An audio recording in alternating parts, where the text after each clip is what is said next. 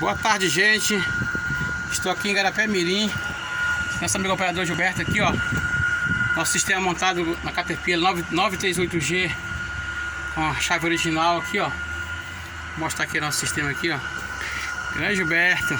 Aí, ó, melhor do Pará. Tamo junto, meu amigo. Mostra aqui, ó. 938G. Certo? Olha aí, ó. 938G. Mais um trabalho nosso aqui no estado do Pará. Aí viemos instalar aqui, ó. Aqui, ó, seria o módulo de transmissão. Tá aqui o conector do módulo, ó. Esse aqui é o conector do módulo. Esse aqui é o nosso sistema, ó. Beleza? Tá vendo aí, ó? 938G. Já, meu amigão, vai lá fazer o teste aí.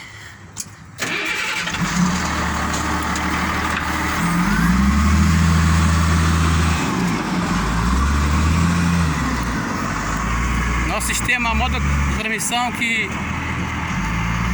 Modo de controle de transmissão.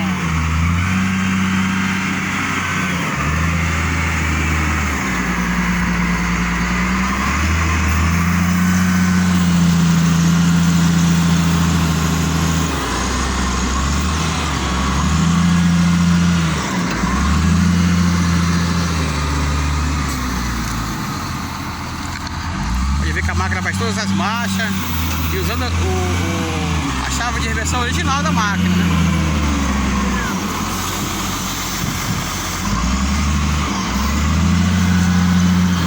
Beleza?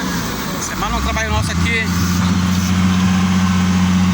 Autoelétrica aí de Belém do Pará. Modo controle de transmissão.